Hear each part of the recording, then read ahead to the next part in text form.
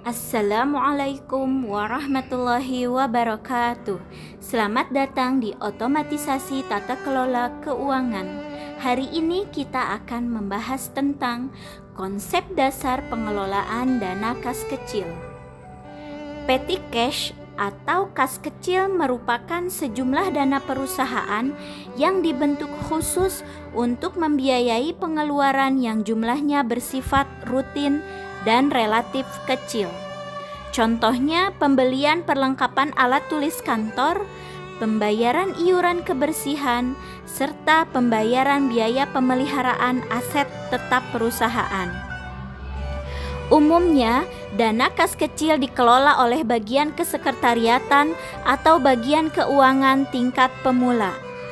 Dalam mengelola dana kas kecil, perusahaan dapat menerapkan dua metode, yaitu metode tetap atau impress fund method dan metode fluktuasi atau fluctuation fund method.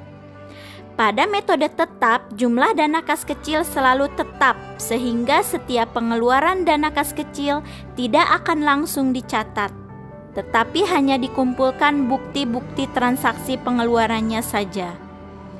Sementara pada metode fluktuasi, jumlah kas kecil tiap bulannya dapat berubah-ubah sesuai dengan kebutuhan perusahaan dan pencatatan dilakukan setiap kali dana kas kecil digunakan untuk membiayai pengeluaran perusahaan. Berikut adalah karakteristik dana kas kecil. Yang pertama, adanya batasan dalam jumlah pembayaran yang telah ditentukan oleh tiap perusahaan.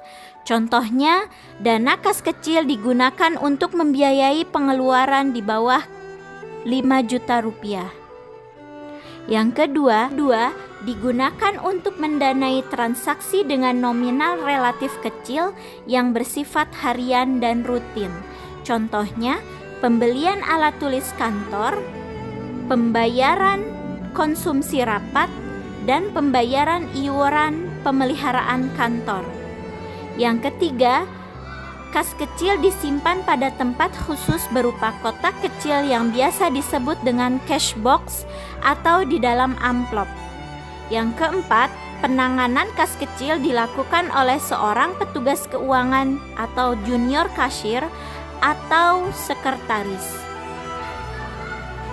Tujuan kas kecil yaitu menghindari cara pembayaran yang tidak ekonomis atas pengeluaran yang jumlahnya relatif kecil. Tujuan yang kedua, mengantisipasi pengeluaran yang sifatnya dadakan dan tidak terencana sebelumnya. Yang ketiga, mempercepat proses pengadaan perlengkapan perusahaan yang sifatnya segera.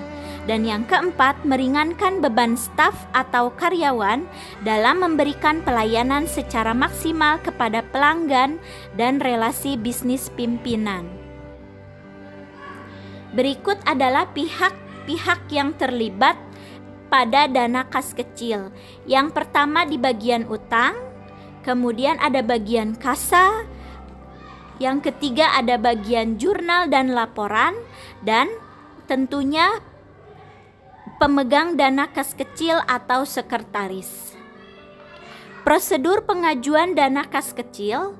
Yang pertama, sekretaris membuat permohonan pengajuan dana kas kecil dengan mengisi formulir pengajuan dana kas kecil yang ditujukan kepada bagian keuangan atau bendahara perusahaan. Kemudian, yang kedua, sekretaris melampirkan pembukuan kas kecil bulan sebelumnya yang telah disetujui oleh pimpinan, serta dokumen yang dibutuhkan untuk pengajuan dana kas kecil, seperti bukti transaksi pengeluaran kas. Yang ketiga, jika permohonan disetujui, sekretaris akan menerima dana pengisian kas kecil dari bendahara perusahaan berupa sejumlah uang tunai.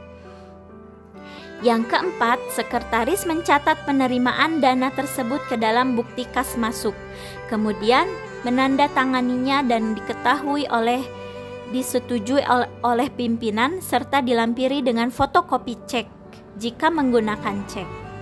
Yang kelima, sekretaris sebaiknya menyimpan kas kecil di dalam peti uang khusus yang berukuran kas kecil atau cash box. Bukti kas masuk disimpan dalam ordner dan disusun secara rapi sesuai aturan yang ditetapkan perusahaan.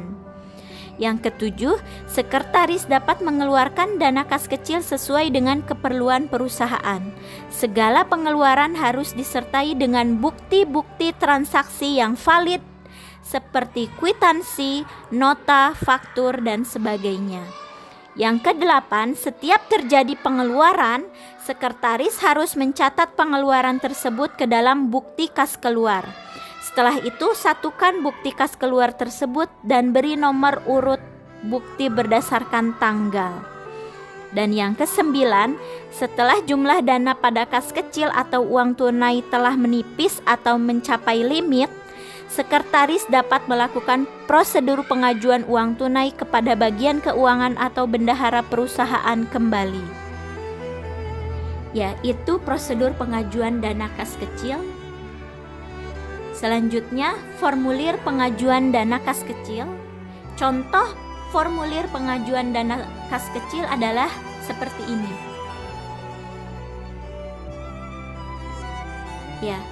Terima kasih. Semoga bermanfaat. Wassalamualaikum warahmatullahi wabarakatuh.